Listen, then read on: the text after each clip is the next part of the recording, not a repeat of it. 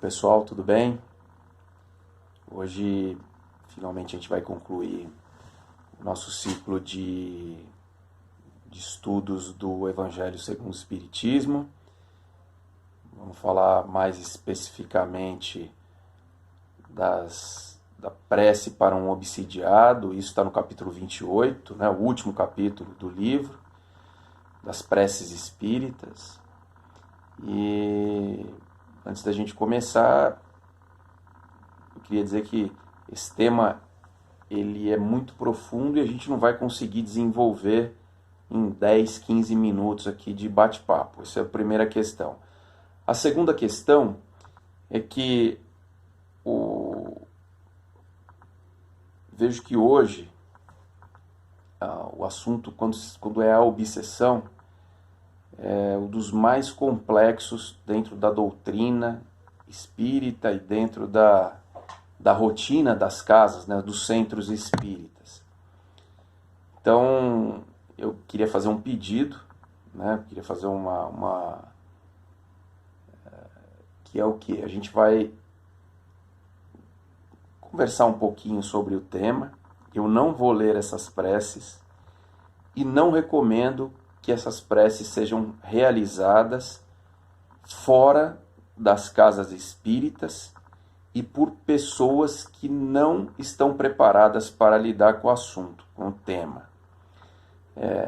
O tema obsessão ele é tão técnico, tão complicado, que o Kardec trata dele no Livro dos Médiuns. Então, o Livro dos Médiuns ele é um manual prático para quem exerce a mediunidade ostensiva, para aqueles que trabalham nas casas espíritas. Então, para quem não tem essa experiência na doutrina, essa maturidade dentro da doutrina espírita, eu não recomendo que trate desse assunto.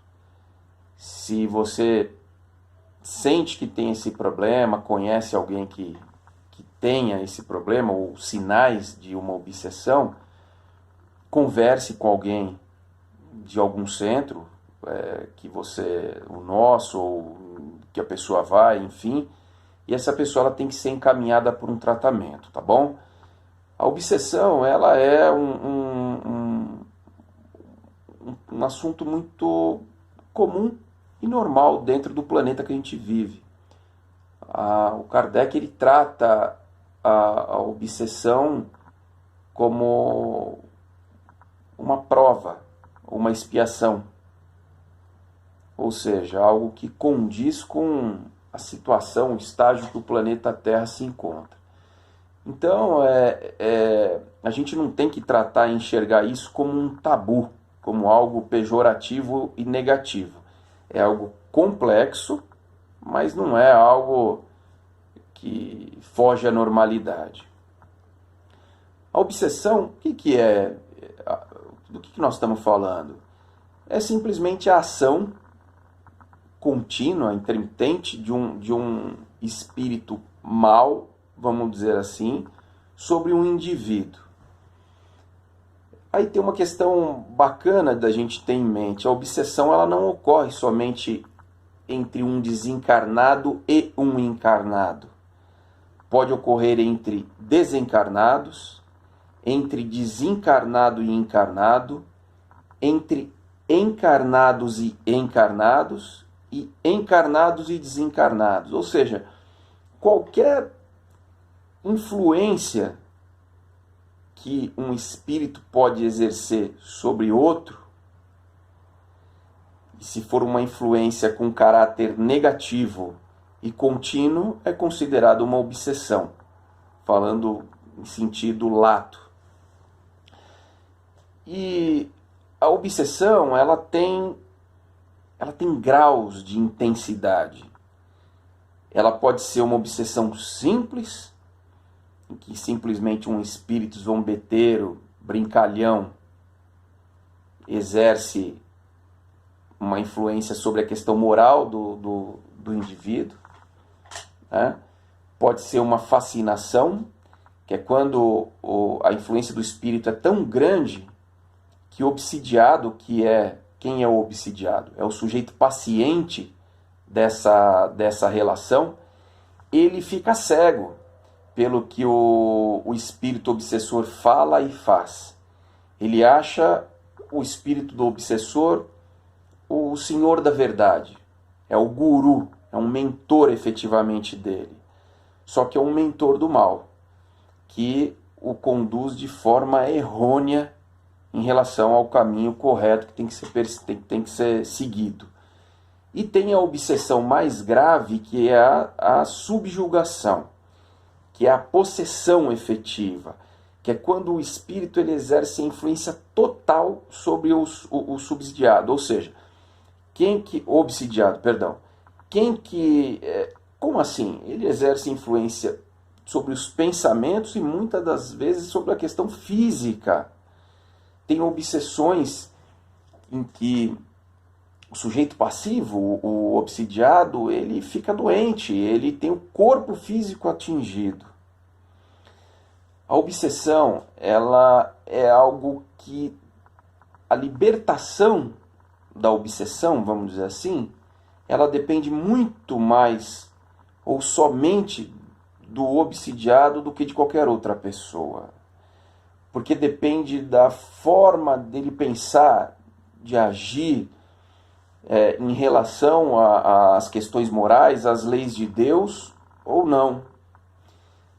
A obsessão, ela pode acontecer por uma circunstância atual, como pode vir de vidas passadas, né? Os espíritos que têm aquele sentimento de vingança e ele persegue a vítima, o obsidiado, por uma longa data. Então, quando a gente percebe que a gente está fugindo do nosso normal e que estamos recebendo uma influência negativa de um espírito, a gente pode sim fazer uma prece a Deus, pedindo a intercessão de mentores espirituais, espíritos de luz, para nos ajudarem.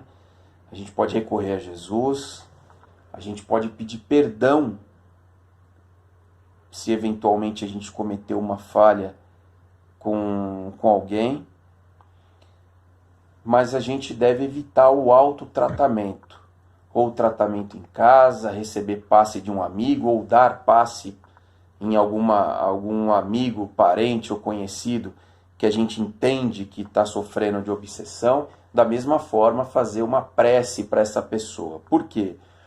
Porque, dependendo da situação, essa pessoa ela pode se livrar do espírito obsessor e a gente pode ganhar esse amigo indesejável. Então, o processo de desobsessão, ele vai muito além de uma prece. Exige um tratamento, exige paciência, exige muita dedicação e disciplina. Há uma série de fatores. Ele é um tratamento homeopático. Não se liberta de uma obsessão de uma hora para outra. Demanda-se tempo. E o obsidiado ele tem que ter uma série de cuidados, como se ele estivesse recebendo um tratamento médico. Então, por isso que eu disse, a gente vai falar, vamos conversar desse tema, mas o caminho mais adequado para esse tipo de assunto é a busca por ajuda, por socorro num centro espírita. O autotratamento ou o tratamento de um terceiro, por quem não tem esse preparo, com certeza vai acarretar consequências catastróficas e muitas das vezes piores do que do primeiro obsidiado. O assunto ele é tão corriqueiro que o Kardec ele faz uma comparação interessante. Ele diz que, assim como a doença ela atinge os encarnados por uma vulnerabilidade do corpo físico, a obsessão ela recai sobre os indivíduos por uma fragilidade ou uma imperfeição moral. E é interessante que a doença ela recai sobre o corpo físico. A obsessão ela recai sobre o espírito num primeiro momento. E obviamente que se esse espírito ele estiver encarnado, e dependendo do tipo de obsessão, ela vai desencadear uma série de consequências sobre a saúde física, do corpo físico. Então, gente, o tratamento para a gente é muito comum nós termos amigos desejáveis e indesejáveis ao nosso lado. Nós temos os mentores, espíritos evoluídos, temos o nosso anjo guardião, chame como quiser, e a gente tem uma série de espíritos,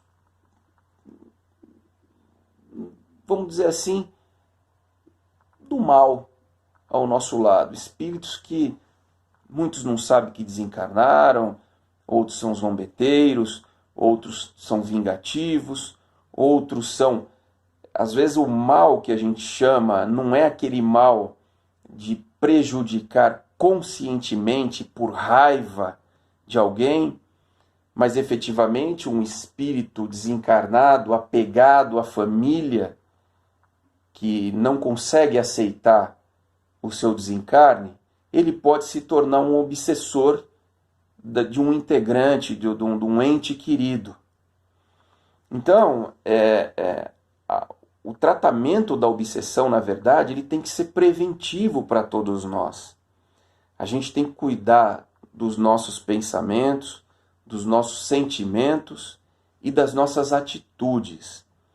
A gente tem que cuidar muito das nossas questões morais, termos bons hábitos do cotidiano, com a família, com os amigos, no dia a dia, bons pensamentos.